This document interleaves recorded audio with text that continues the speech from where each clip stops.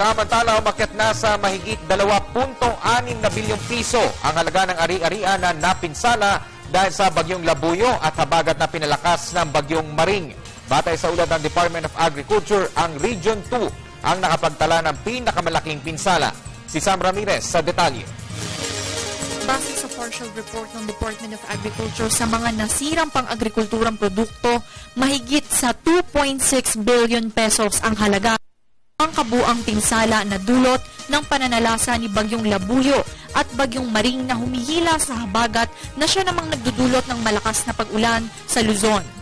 12,461 metric tons ang pinsala sa palay na nagkakahalaga ng mahigit sa 484 million pesos. Sa mais naman, nagkakahalaga ng mahigit sa 2.1 billion pesos ang halaga ng pinsala.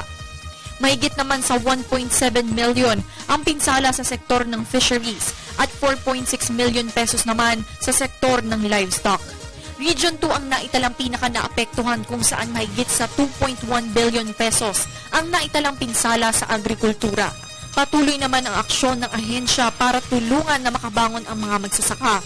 Naghahanda na silang mamigay ng buto o seeds upang muling makapagtanim ang mga magsasaka pag humupa na ang baha. Mahigit naman sa 30,000 hectares ang sakop ng crop insurance ng ahensya.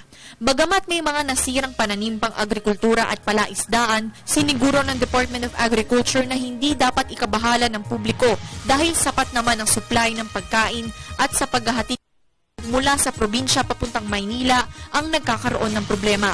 Kasalukuyan namang naghahanap na ng alternatibong paraan ang ahensya upang maibiyahe na ang supply ng pagkain sa Metro Manila.